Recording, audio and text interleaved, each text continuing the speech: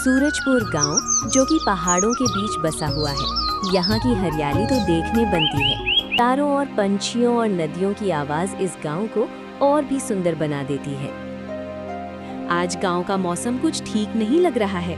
आकाश में काले बादल छाए हुए हैं, जंगल में मोर बोल रहे हैं। लगता है कि आज सूरजपुर में बारिश होने वाली है। अरे भाई विनोद, आज तो बहुत काले बादल छाए हुए हैं।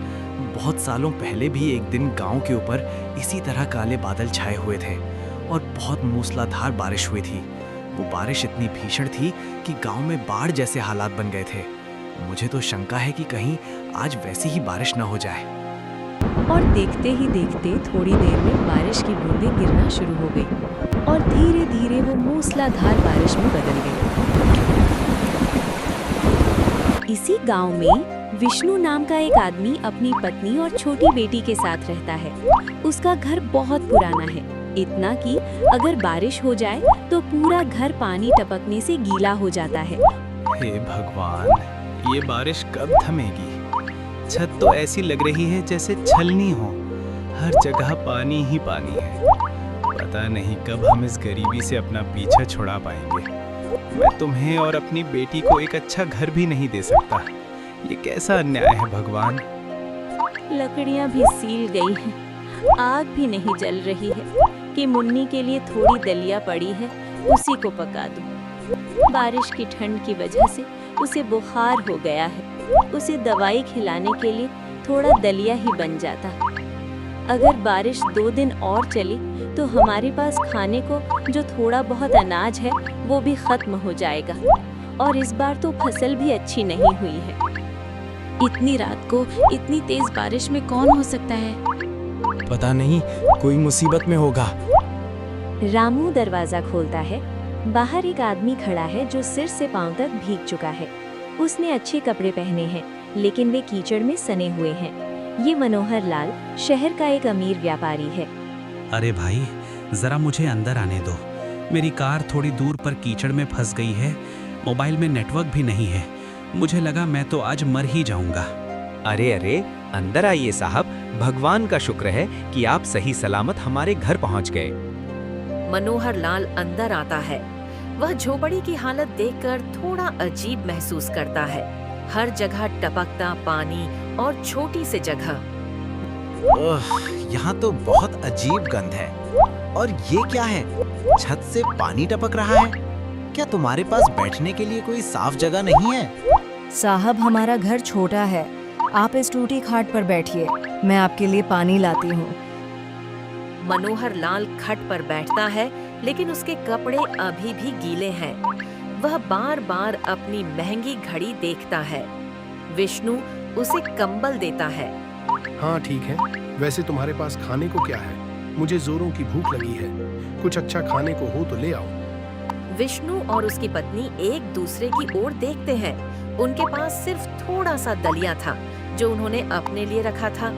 साहब, हमारे पास तो सिर्फ सादा दलिया है और लकड़ियां गीली होने की वजह से वह भी आधा अधूरा ही पका है। क्या सिर्फ दलिया? और वह भी अधपका? मुझे लगा गांव में लोग देसी घी और ताजी सब्जियां खाते होंगे। माफ कीजिएगा साहब, इस साल बारिश ने सब बर्बाद कर दिया। हमारे पास जो है वही हम आपको खिला सकते हैं। ठीक है, जो भी है लाओ। भूख के आगे सब कुछ अच्छा लगता है। शांति दलिया एक थाली में मनोहर लाल को देती है।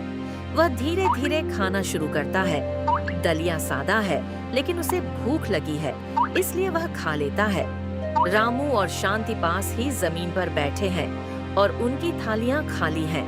वैसे तुम लोग क्या खाओगे? तुम्हारी थालियां तो खाली हैं। कहीं मैंने तुम्हारा सारा खाना तो नहीं खा लिया? हमें चिंता नहीं है साहब, हम कल सुबह खा लेंगे। घर में आए हुए मेहमान ने हमारा दलिया खाया, ये तो अच्छी बात है कि भगवान ने हमें इस काबिल तो समझा। उफ, यह तो अजीब था, पर पेट भर गया। यह तो हमारा फर्ज था साहब। मनोहर लाल को बुरा लगता है। वह शहर में ऐशो आराम की जिंदगी के बारे में सोचता है, जहां वह खाना बर्बाद करता है। और यहाँ एक परिवार है जो अपने मेहमान के लिए अपना आखिरी खाना भी दे देता है। मैं कितना बेवकूफ था। मैंने हमेशा सोचा कि पैसा ही सब कुछ होता है, लेकिन इन लोगों के पास दिल है। रात बहुत हो गई थी। मनोहर लाल और विष्णु अपने परिवार के साथ सो जाते हैं। सुबह हो गई है, बारिश थम गई है, सूरज निकल आया है। झोपड़ियों के बाहर पंछियों की चहचहाहट सुनाई दे रही है। मनोहर लाल सोकर उठता है। विष्णु और शांति पहले ही जाग चुके हैं। शांति झाड़ू लगा रही है। विष्णु, तुमने आज मेरी जान बचाई और मुझे एक बड़ा सबक सिखाया। सिर्फ पैसे से सब कुछ नहीं खरीदा जा सकता। यह तो हमारा फर्ज था साहब। साहब, आपकी कार आ गई है। हाँ, मैंने फोन करके अपने ड्राइवर से कर मंगवा ली है, वह आता ही होगा। मनोहर लाल की कार हॉर्न बजाते हुए विष्णु के घर के सामने आती है। सुनो, मैं शहर जाकर कुछ लोगों को भेजूंगा।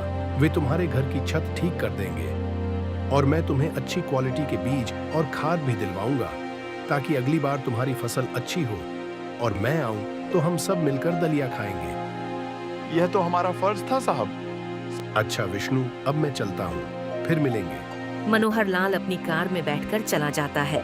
देखा शांति, नेकी करने वाले को प्रकृति भी उसका अच्छा परिणाम हो देती है।